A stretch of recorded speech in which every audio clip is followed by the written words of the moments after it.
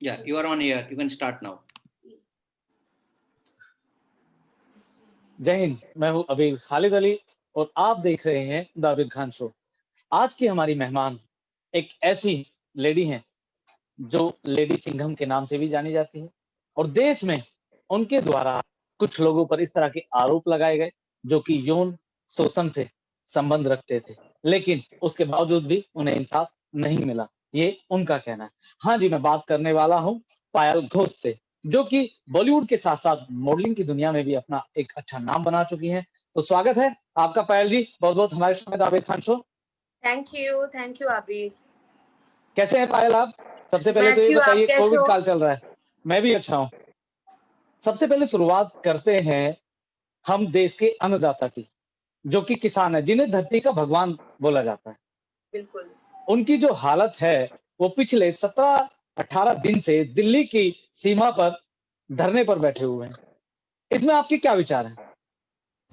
देखिए, फार्मर्स को पूरा हक है। उनको अगर लगे कि कोई पर्टिकुलर बिल जो सेंट्रल गवर्नमेंट ने पास किए है वो उनके लिए सही नहीं है, तो अपना डिमांड, अपना मांग जरूर रख सकते हैं। और अगर चाहे एक्चुअली जब सेंट्रल गवर्नमेंट ने ये पास किया था, उन्होंने फार्मर को सोच के पास किया था कि उनके बेनिफिट के लिए है।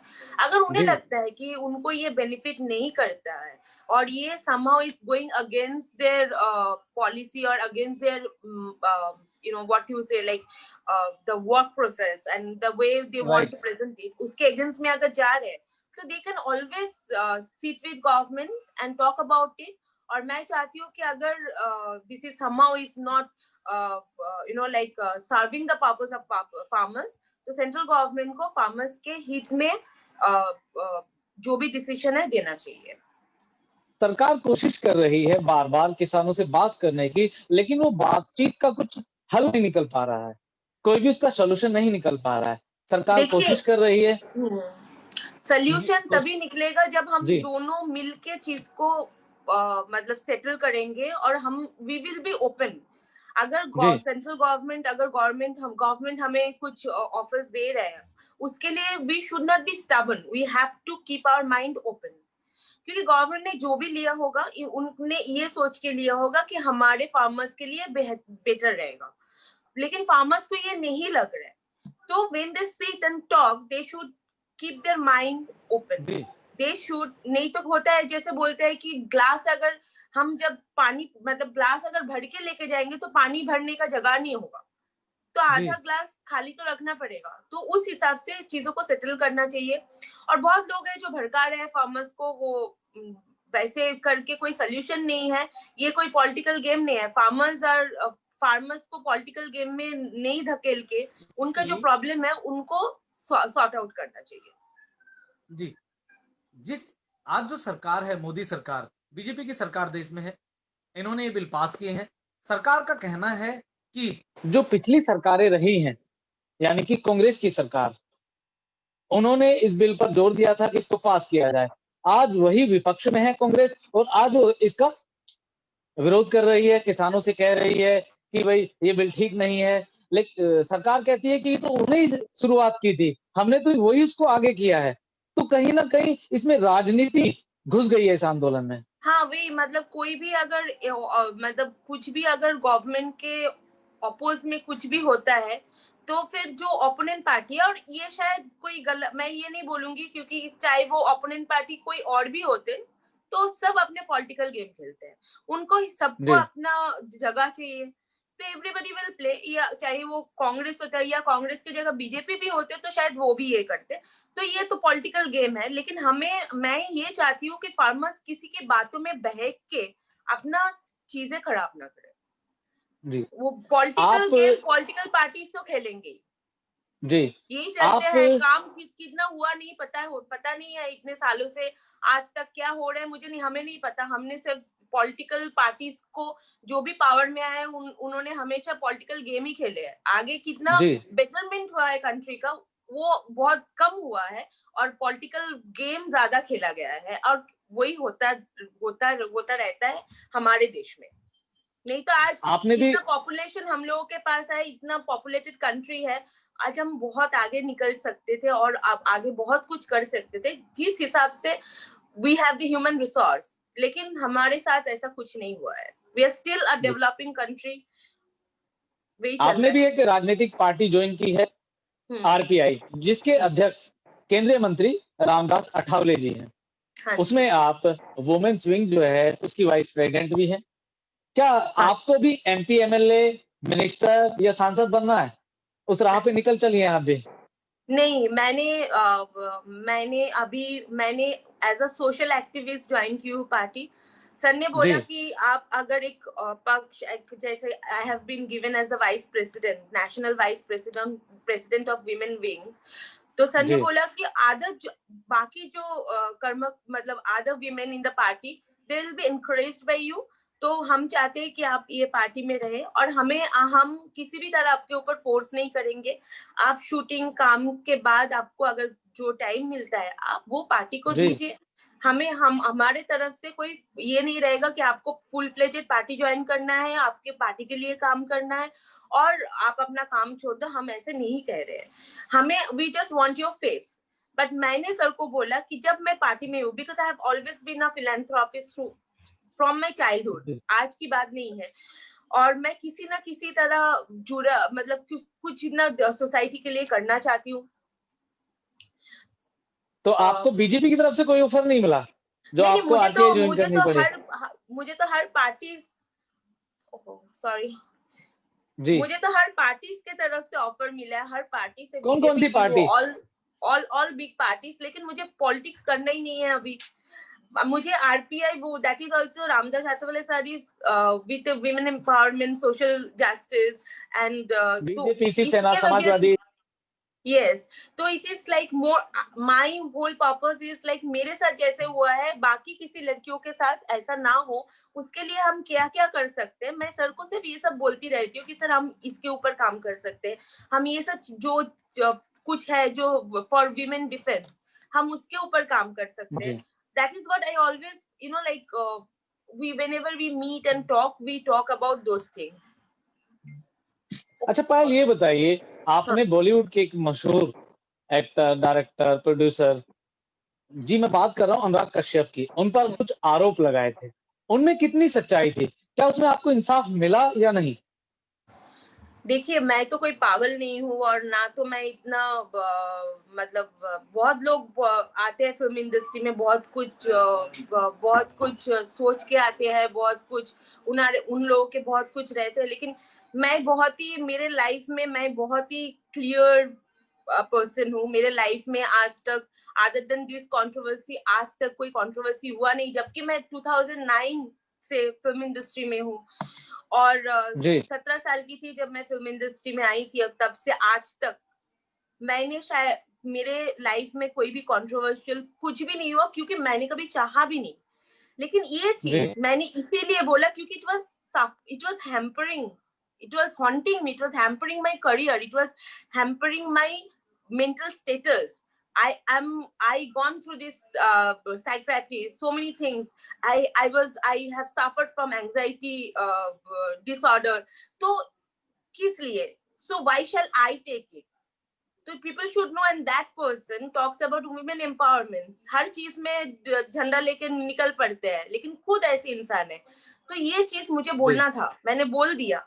मैं पुलिस के पास भी जाती हूँ, मैंने पुलिस से बहुत एक्सपेक्टेशन रखी हूँ। अगर मुझे लगे कि पुलिस प्रॉपर्ली इन्वेस्टिगेशन नहीं कर रहे, तो मैं कोर्ट का दरवाजा भी खटखटाऊंगी, और शायद वो दिन दूर भी नहीं है, क्योंकि मैं छोड़ूंगी तो नहीं। अच्छा, जिस तरह से आउटसाइडर जो होते हैं वो मुंबई माया नगरी में आते हैं अपना फ्यूचर बनाने, अपना करियर बनाने के लिए, क्या आउटसाइडर को जो मुंबई की मिट्टी इज्जत देती है, सम्मान देती है, लेकिन यहाँ के जो लोग हैं उनको उस तरह का सम्मान नहीं मिल पाता, खास करके फिल्म इंडस्ट्री में? तो क्या आपको भी इस तरह का भेदभाव देखने को मिला है यहाँ पर? देखिए, टू बी वेरी ऑनेस्ट, मतलब I am the last person to go to any office and से मुझे काम दो। मुझे आज तक मैंने जितना भी काम किया है, लोग मेरे पास आए, डायरेक्टर प्रोड्यूसर्स मेरे पास आए काम के लिए। मैंने कभी आज तक किसी के ऑफिस में जाके ये बोलने के लिए नहीं गई थी कि मुझे काम दो। अनुराग कश्यप के वहां पे भी अनुराग कश्यप ने मुझे बुलाया था हंसी तो फंसी फिल्म के लिए, और इसीलिए मैं गई थी। फिर उनका ये चेहरा देखने को मिला, लेकिन मैं कभी नहीं जाती हूँ। मेरे लाइफ का कुछ प्रिंसिपल्स है, मैं अपने principles on my terms I want to work. तो मैंने शायद आज तक अगर मैं बहुत अपने आप को अवेलेबल कर दी थी, शायद मेरे लिए मुझे जितना काम मिला है आज तक शायद नहीं भी मिल सकता था, और अगर और ये भी बोल सकती इससे भी ज्यादा मैं काम कर सकती थी। लेकिन जो भी है जैसे भी है, I work on my terms.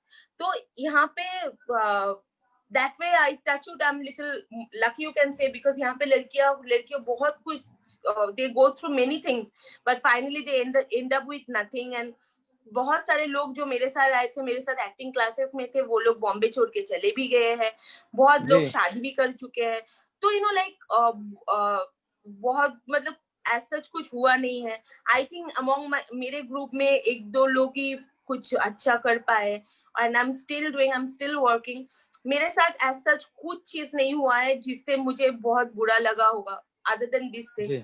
ये जो हुआ है इसीलिए शायद मैं इतना हैबिचुएटेड नहीं हूँ, तो इसीलिए शायद मैं ये चीज को ले नहीं पाई। And this was not I wanted to work like. अभी कोरोना काल चल रहा है, जिस तरह शूटिंग पहले होती थी आज फिर से शूटिंग स्टार्ट हो गई है, लेकिन कोरोना काल के दौरान जो आपकी इंडस्ट्री है बॉलीवुड, उस इंडस्ट्री से जुड़े हुए काफी सारे कलाकार, बेहतरीन कलाकार, जूनियर कलाकार हमें छोड़ करके इस दुनिया से चले गए जी। तो क्या जिस तरह पहले काम कर पा रहे थे आप इंडस्ट्री में, उस तरह से अभी भी काम कर पा रहे हैं? नहीं, अभी कहाँ वैसे काम हो रहा है। आप देखो अभी भी मेरे कई सारे बिग प्रोजेक्ट्स है, वो लोग इवन साउथ के प्रोजेक्ट्स है जहाँ पे they are not able to start the project because on the set limitations है कि इतने लोग काम कर सकते हैं। लेकिन अब 50-60 लोगों को लेके सेट पे काम नहीं कर सकते हैं। छोटी मूवी वेब सीरीज वगैरह तो बन जाते हैं, लेकिन बड़ी मूवीज बनना बहुत डिफिकल्ट है। इसीलिए काफी सारे प्रोजेक्ट्स है जो मेरा पोस्टपोन होते जा रहे हैं। फिर अभी जो बड़े प्रोजेक्ट्स है उनको ये भी टेंशन है कि अभी थिएटर्स का 50% ऑक्यूपेंसी है, वहां पे हम फिल्म कैसे रिलीज करेंगे। हम मतलब थिएटर्स में बहुत लिमिटेशंस हो गया है। ये चीज जब तक ना सेटल हो रहा है तब तक फिल्म मेकर्स जो है उनको फिल्म बनाने में डर लग रहा है बहुत। जैसे कि हिंदी फिल्म चलो एक बार मीडियम बजट फिल्म तो रिलीज भी कर दे थिएटर में, क्योंकि वहां पे 50% ऑक्यूपेंसी भी चलता है तो उनके पैसा आ जाएंगे। जो बड़े बड़े बजट की फिल्म होती है उनके लिए बहुत तकलीफ है, ये बहुत प्रॉब्लम है। और जो बड़े फिल्म बनाते हैं वो हमेशा ये चाहेंगे कि हम प्रॉपर्ली थिएटर में रिलीज करें, ओटीटी में नहीं। तो यू नो लाइक यहाँ पे all this things that matters, and तो इसीलिए काम उस हिसाब से तो नहीं हो पा रहा है। अभी भी even theatres are saying that will close because there are not enough films. तो देखते हैं कब तक ये चीज प्रॉपर्ली सेटल होते हैं and how we go forward. जी पायल, मेरी आवाज सुन पा रहे हैं आप? थोड़ा सा नेटवर्क का इशू आ रहा है हमें लगता है आपके यहाँ से। हाँ, I think I can't see you.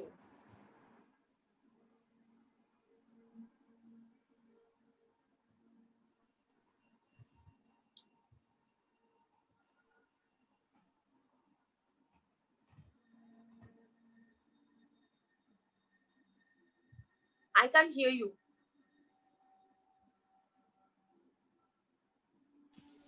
You are on mute, Abir. Yeah, now fine. Yeah. No, it's me, Abir. You are on mute, please. I'm not on mute. Not you, Abir. आप मुझे सुन पा रहे हैं? हाँ पायल, network issue के कारण हमें लगता है कि नेटवर्क की बड़ी भारी समस्या है मुंबई के अंदर। बहुत ज्यादा समस्या है, बहुत ही ज्यादा। अच्छा, लाइव के नए प्रोजेक्ट्स क्या हैं? क्या अचीवमेंट हैं आने वाले? I'm doing a film called Red, opposite Krishna Abhishek.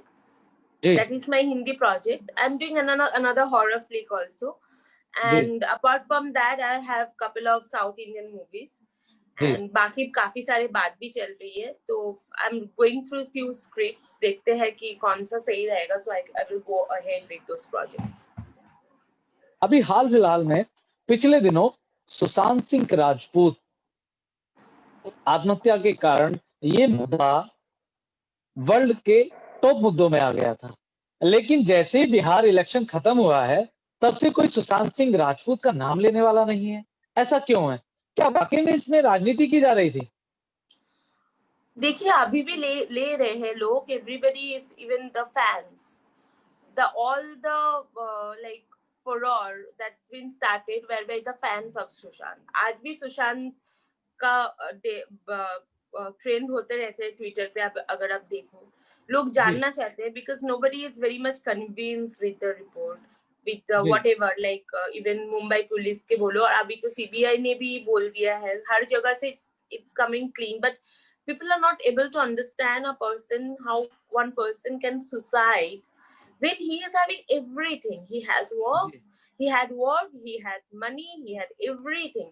तो शायद उसके पर्सनल लाइफ, अगर ऐसे सुसाइड ही ये हुआ है, मतलब उसके पर्सनल लाइफ में कुछ डिस्टरबेंस था, वो पर्सनल लाइफ में खुश नहीं थे.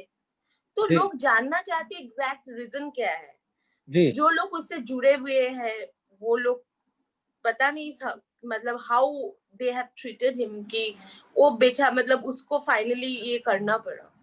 जी, Mumbai police found that death was the only way out. या वो तो कहीं जगह कुछ किसी भी तरह फंस चुके थे जिसके वजह से वो, I don't know, there so many questions that comes on mind and you know you keep thinking that what could be the reason. I knew him for quite a long time. We used to share the same gym, so I could never think a person like him can ever suicide. So उसको क्या mental pressure आ गया होगा, वो how unhappy he might be in his life कि उसे ऐसा करना पड़ा. जी, आप मुंबई में पिछले काफी लंबे समय से रहते हैं जी. मुंबई पुलिस को काफी बार नजदीक से जानने का मौका मिला होगा. हाँ जी. और मुंबई पुलिस हमारे देश में सबसे पहले स्थान पर आती है, लेकिन पिछले दिनों जो किरकिरी हमारे देश में मुंबई पुलिस की हुई है, उसको देख करके क्या लगता है? क्या वाकई पुलिस की गलती रही है या पुलिस को सिर्फ और सिर्फ बदनाम किया गया है, उसके साथ राजनीति की गई है मुंबई पुलिस के साथ? देखिए मुंबई पुलिस, मतलब मैंने लाइफ में फर्स्ट टाइम जब अनुराग कश्यप को लेके केस हुआ, फर्स्ट टाइम मैं पुलिस स्टेशन में गई. उससे पहले मुझे कभी पुलिस स्टेशन जाने की जरूरत नहीं पड़ी. जी. और बाकी अगर आप बोलते हो rules and regulations, how women are safe in Mumbai, women are more safe on the road than in the film industry. अभी घर के अंदर कौन क्या कर रहे हैं उसके लिए तो police only, you can not say that police is responsible for that. Right. ऐसे लोग अगर घर में हैं तो उनके माँ बाप रिस्पॉन्सिबल है कि उनको माँ बाप ने ऐसे घटिया इंसान पैदा, मतलब अपब्रिंगिंग उतना खराब होगा कि ऐसे घटिया इंसान बड़े होके बने हैं उनके बच्चे. तो वो माँ बाप का प्रॉब्लम है, पुलिस का प्रॉब्लम नहीं है. मुंबई पुलिस रास्ते में, हम 3 बजे भी रास्ते में कोई लड़की निकल जाए तो Mumbai police like the Mumbai is so safe कि girl will be safe no matter whatever the time the girl is out of home. And that we can say like it happens only in Mumbai. आपका नजरिया ये कोई भी state मुझे पता नहीं कि लड़कियां इतना सेफ है.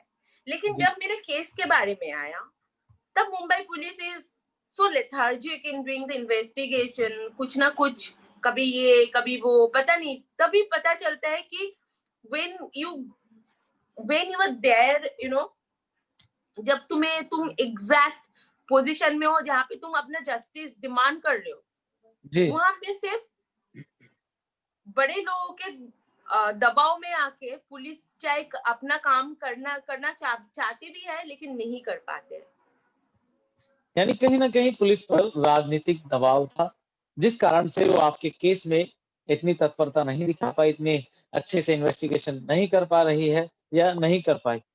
उससे पहले आपका पुलिस पर पूरा भरोसा था कि आप हमेशा रात में अगर कहीं जाती थी, 3 बजे हो, 4 बजे हो, तो कभी भी आपको ऐसा अनकंफर्टेबल? कभी नहीं. कितने बार एट 3:30 ऐसा भी हुआ कि मैंने बोला कि ड्राइवर मत आओ, I will take a cab and go, क्योंकि बेचारा सुबह आएगा वापस, फिर मुझे ड्रॉप करने के लिए एयरपोर्ट पे. I was absolutely fine. मुझे तो कभी भी कितने time I have myself drove and 1 बजे मैं निकल के कॉफी पीने जाती थी.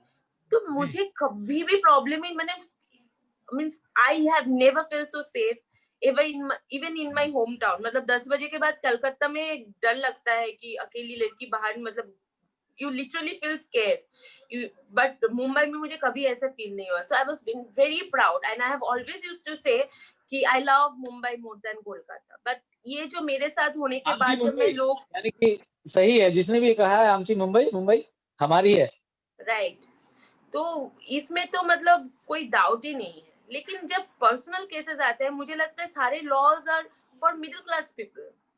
जब बड़े लोग होते हैं उनके लिए कोई लॉ ही नहीं है, उनके लिए सिर्फ पावर है, और जिनके पास पावर है चाहे वो कितना भी घटिया इंसान हो, कितना भी बुरा काम करे, वो बच ही जाता है। मैं तो यही देख रही हूँ इतने, आप सिर्फ मुंबई में नहीं पूरा इंडिया में यही देख रही हूँ मैं कि सिर्फ laws are meant for middle class people. Payal आप बंगाल से हैं, बंगाल में इलेक्शन है और बंगाल में अभी हाल फिलहाल में बीजेपी के राष्ट्रीय अध्यक्ष जेपी नड्डा पर हमला हुआ है, उनके काफिले पर, जो कि जग जाहिर है, मीडिया में, टीवी में आपने देखा होगा, सोशल मीडिया पे आपने देखा होगा। तो क्या लगता है इस बार वाकई में बीजेपी वहां पे आ जाएगी? ममता जी चली जाएंगी वहां से? क्योंकि आपने अभी खुद कहा कि इतना सेफ मैं बंगाल में फील नहीं करती हूँ, जबकि वहां पर काफी टाइम से ममता दीदी की सरकार है। राइट। तो मैंने तो कभी फील नहीं किया, वही बोल रही हूँ। और ये जो मैं काफी सुनती रहती हूँ, तो मुझे लगता है कि मैंने सुना है कि बहुत लोग जैसे कि वो लोग बोलते हैं मोदी जी इज हिटलर, लेकिन मैं तो देख रही हूँ हर स्टेट में हर सीएम हिटलर ही है। तो सब तो अपने ही चला रहे हैं, तो वैसे ही है, तो फिर दूसरे को कोई घुसने नहीं देते हैं। तो इट्स ऑल अबाउट दैट। जिसकी सरकार है उसी की बात चलेगी, काट दी जिसकी लाठी उसकी भैंस। हाँ, यही है, पूरे ऐसे ही चल रहा है, सिर्फ सेंट्रल में नहीं, हर स्टेट गवर्नमेंट स्टेट में भी वही चल रहा है। और काफी हम सुनते रहते हैं कि बीजेपी के जो लोग हैं जो काम करते हैं, वो बहुत मतलब वेरी फ्रिक्वेंटली उनको मर्डर किया जाता है। आगे फ्यूचर में इलेक्शन लड़ने के कोई विचार? नहीं, अभी तो मेरा कुछ नहीं है। I just want to focus on my career, maybe later, but I am not saying no, but not right now. मतलब कहीं ना कहीं प्लानिंग चल रही है माइंड के, दिमाग के किसी हिस्से में कि आने वाले टाइम में राजनेता भी बनना है। पता नहीं, अभी मतलब ऐसा तो मैंने कुछ सोचा नहीं है, लेकिन देखेंगे। अगर बन के मैं अच्छा, मतलब you know like I don't want to get corrupted if I become any way, if I hold politics, but I don't want to feel corrupted, and if I really can serve the people of my country, that will be the great thing I could have ever done. Bollywood को जिस तरह से नशे के लिए बदनाम किया जा रहा है, क्या आपको भी इस तरह का कुछ देखने को मिला है बॉलीवुड में?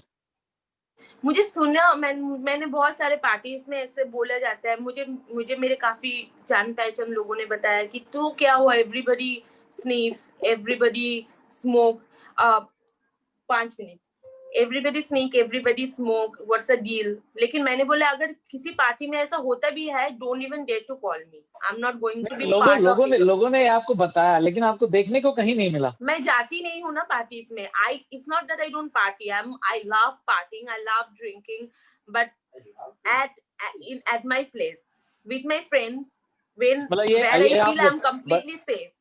बड़ी बेबाकी से आप बता रहे हैं कि आपको पार्टी करना पसंद है, ड्रिंक करना पसंद है, बट अपने घर पे जहाँ पे मुझे नहीं पता है कि लोग कौन कौन है, और यहाँ पे कुछ things will be fine. It will be in my control.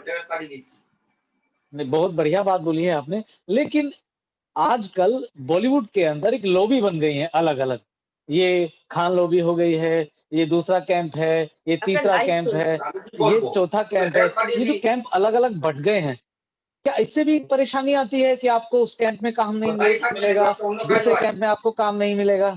ऐसा होता है क्या? पता नहीं, अभी तो मैंने कोई कैंप ज्वाइन भी नहीं किया, और ऐसा शायद नहीं होता है जो मतलब actually I don't know, because there are like Deepika and all, they work in every camps. अभी लोग अपना मतलब जब when you make name or you become sellable, तो जी। हर कोई तुम्हें बुलाएंगे. Now that's up to you that you want to work और नॉट. अभी बॉलीवुड की इंडस्ट्री जो है मुंबई से, अच्छा, can we hold it for 2 minutes? क्या हम कर दिया? बस 1 मिनट, लास्ट मिनट है. अच्छा. हमारा लास्ट क्वेश्चन है आपसे. हाँ. मुंबई से फिल्म इंडस्ट्री नोएडा जा रही है, यानी कि उत्तर प्रदेश. वहां पर उत्तर प्रदेश के मुख्यमंत्री श्री योगी आदित्यनाथ जी ने फिल्म इंडस्ट्री बसाने का ऐलान किया है, जिसका उद्घाटन भी हो चुका है. तो क्या लगता है आपको, वाकई में मुंबई से माया नगरी चली जाएगी? नहीं, ऐसा नहीं होगा, क्योंकि वो हो सकता है कि हो यूपी में अलग, जैसे कि हैदराबाद में भी तो फिल्म सिटी है, ऐसे तो यूपी में भी होगा, लोग जाके शूट भी कर सकते हैं. लेकिन Mumbai industry I don't think it's gonna shift. मुझे तो ऐसा नहीं लग रहा है, आगे का पता नहीं. चलिए, बहुत बेबाकी से आपने जवाब दिए, सारे मुद्दों पर, किसानों पे बात की, आपके पर्सनल विचारों पे बात की और देश के अन्य मुद्दों पे बात की. तो पायल, बहुत बहुत स्वागत है दोबारा से आपका इस माया नगरी में, कि आपका जो भविष्य है वो बहुत अच्छा रहे. हमारी शुभकामनाएं आपके साथ हैं. तो हमारे साथ थी बॉलीवुड की मशहूर अदाकारा पायल घोष, जो कि एक बहुत ही बेहतरीन मॉडल भी है. तो बने रहिएगा मेरे साथ, देखते रहिए दाविर खान शो. फिर अगली बार ऐसे ही किसी व्यक्ति विशेष से आपको मिलवाएंगे. देखते रहिए दाविर खान शो. जय हिंद.